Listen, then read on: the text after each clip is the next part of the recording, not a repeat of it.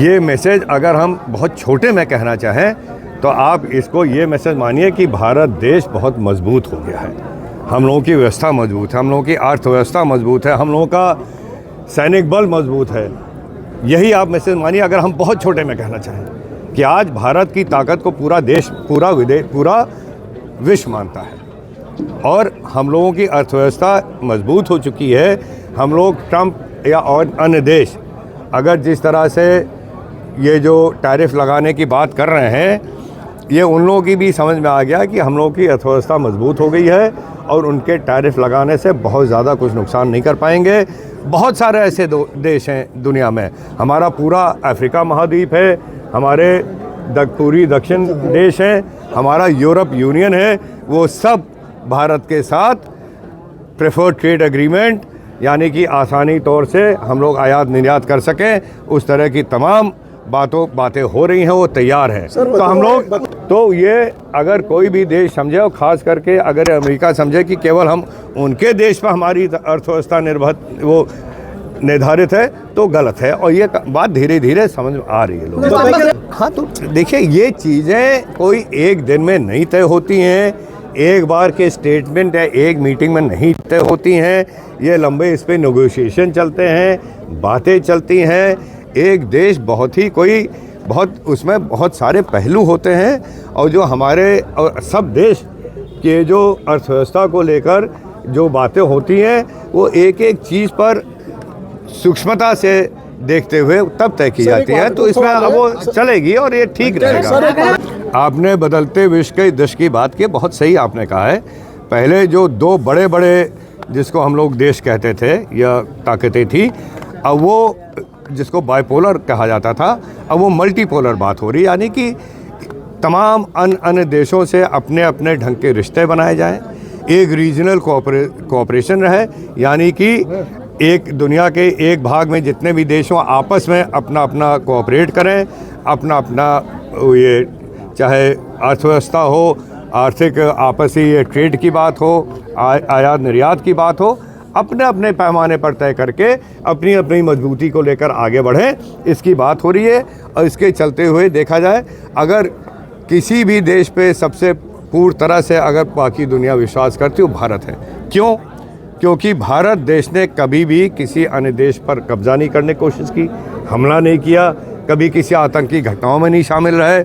हम लोग अपने समाज, अपने देश को लेकर चलते रहे, आज भी आगे चल रहे हैं। तो भारत ही एक ऐसा देश है जिसपे चाहे अफ्रीका के देश हों, चाहे हमारे एशिया के देश हों, यूरोप के देश हों, सब पूरी तरीके से भरोसा करते हैं। और ख़ास करके जब तक हमारे प्रधानमंत्री जी मोदी जी हैं, मोदी जी को पूरी दुनिया मानती है कि एक सबसे अच्छे प्रधानमंत्री के रूप में उभरे हैं और उनको पूरे विश्व में आदर है और उनकी बात सब लोग मानते हैं। आप देखिए देश के अन्य लीडर लोग क्या कर रहे हैं, क्या कह रहे हैं, क्या उनका विचार है, वो समय आने पर पता चलेगा। वो समय आने पर आज कुछ कह रहे हैं, कोई कुछ कह रहा है, कल कुछ कह रहा है।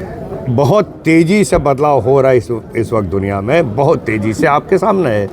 तो इस पर अभी कुछ कहना ना कहना का कोई मतलब नहीं है। हम लोग अपनी पॉलिसी लेकर, भारत देश अपना जो विचार है उसको लेकर आगे बढ़ेगा। हम लोगों का मानना है कि इस दुनिया में कोई भी अगर ऐसी व्यवस्था आ जाती है, कहीं अगर कोई कॉन्फ्लिक्ट होता है, तो जो हमारा यूनाइटेड नेशंस का जो फ्रेमवर्क है उसके तहत जो हमारे इंटरनेशनल लॉज़ हैं, इंटरनेशनल रूल्स हैं, उसको आगे ले चल के बातचीत द्वारा शांतिपूर्ण ढंग से ये कुछ भी अगर ऐसे इशू हो तो उसको निपटाया जाए और उसी के लेकर हम लोग आगे चलेंगे और उसी बात को हम लोग पूरे विश्व में मजबूत करेंगे कि कोई भी कॉन्फ्लिक्ट, कोई भी बात हो तो शांतिपूर्ण ढंग से इंटरनेशनल लॉज को पालन करते हुए बातचीत करके निपटाएंगे। अच्छा, लेकिन माघ मेले में एक शंकराचार्य के प्रति ऐसा व्यवहार हुआ कि उनको धरने पे बैठना पड़ा, आपका क्या नजरिया है? जो आदमी जितना ऊंचे स्तर पर पहुंचता है उतनी ही उसकी जिम्मेदारी होती है। आप शंकराचार्य, कोई भी शंकराचार्य हो, चाहे राजनीति के क्षेत्र में हो, जिस तरह आपका पोजीशन बढ़ता है उस तरह जिम्मेदारी भी बढ़ती है। और अगर हम ही कानून व्यवस्था तोड़ने लगे तो बाकी क्या होगा? जो पता चला है कि जहाँ पे दुर्भाग्यपूर्ण घटना हुई वहाँ पे कोई पुराना नियम था कि वहाँ से आगे पैदल ही जा सकते हैं, क्योंकि उसी मार्ग से हजारों लोगों का आवागमन था। उस पे अगर कोई आदमी, कोई व्यक्ति और ऊंचे दर्जे के व्यक्ति अगर अपना रथ लेके जाने की कोशिश करें तो क्या अगर उससे कोई अप्रिय घटना हो जाए, उससे कोई मृत्यु हो जाए जो बाकी श्रद्धालु जा रहे हैं, तो उसका जिम्मेदार कौन होता? तब फिर यही होता कि प्रशासन क्या कर रहा है। और इस तरह के कोशिश को अगर प्रशासन ने रोका तब सवाल उठ रहा है कि इस तरह धार्मिक आदमियों के साथ ऐसा क्या हो रहा है। तो कहीं ना कहीं हम लोगों को कानून व्यवस्था भी तो देखनी है। और मेरा ये मानना है कि देश में कानून व्यवस्था से ज़्यादा महत्वपूर्ण ना कोई व्यक्ति है और ना कोई अन्य व्यवस्था है।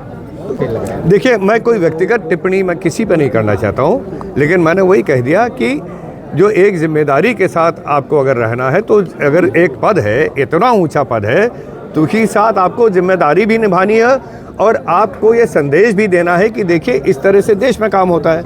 अब हम ही अगर आप लोगों ने, यहाँ की जनता ने और आदरणीय मोदी जी ने हमें मंत्री बनाया है, अब हम ही अगर यहाँ कानून व्यवस्था तोड़ने लगे तो क्या संदेश जनता में जाएगा, क्या संदेश आम लोगों में जाएगा? हमें तो और बढ़ चढ़ के कानून व्यवस्था मजबूत करने में हिस्सा लेना चाहिए। जो हमारा प्रशासन है, प्रशासनिक व्यवस्था में साथ देना चाहिए। हमारा तो कर्तव्य है, हमें अपना व्यक्तिगत शान और शौकत और वो नहीं देखना है।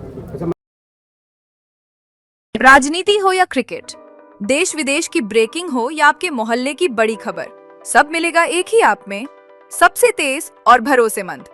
अभी डाउनलोड करें दैनिक भास्कर डिजिटल।